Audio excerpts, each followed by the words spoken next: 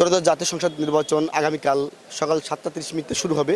এরই আলোকে আজ সারা দেশে একযোগেই ব্যালট পেপার এবং সকল নির্বাচনী সরঞ্জাম বিতরণ চলছে। এরই আলোকে যশোরের মনিরামপুর 5 আসনের 128টি কেন্দ্রে 128 জন প্রিজাইডিং অফিসার অধীনে সকল ব্যালট পেপার এবং নির্বাচনের সকল সরঞ্জামাদি বিতরণ হচ্ছে মনিরামপুর উপজেলা থেকে। আমি আপনাদের দেখাতে চাই যে এই যে মনিরামপুর উপজেলা সহকারী প্রিজাইডিং অফিসার রিটার্নিং অফিসার উপজেলা ইউনো মহোদয় তিনি এখান থেকে বিতরণ করছেন।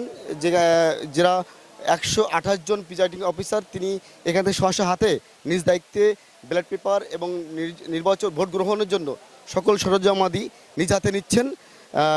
128টি কেন্দ্রের জন্য প্রিজাইডিং অফিসার, সহকারী প্রিজাইডিং অফিসার এবং সহকারী পোলিং অফিসার মোট 122 জন কাজ করবেন। সাথে আছেন আনসার সদস্য কাজ করবেন 128টি কেন্দ্রের জন্য 1536 জন। সাথে পুলিশ আছেন 156 জন এবং এই টোটাল মনিরামপুর উপজেলায় স্ট্রাইকিং ফোর্স এবং র্যাব, বিজিবি সহ 6টি স্ট্রাইকিং ফোর্স কাজ করবেন।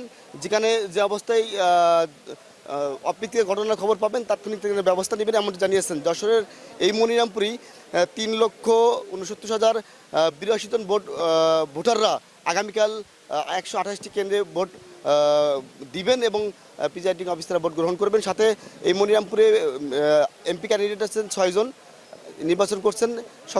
শক্ত অবস্থানে আছেন 3 জন, দাঁড়িপাল্লা প্রতীকের জামাত ইসলাম সমর্থিত এবং ধানশিরা প্রতীকের একজন এবং স্বতন্ত্র একজন ইকবাল হোসেন, শহীদ মোহাম্মদ ইকবাল হোসেন। আসলে এই উপজেলাতে আগামীকালের ভোটের পরেই কে নির্বাচিত হবে এমপি এই অপেক্ষা আছেন সাধারণ ভোটাররা। ধন্যবাদ। সর্বশেষ মনিরামপুর উপজেলার চত্বর থেকে ছিল।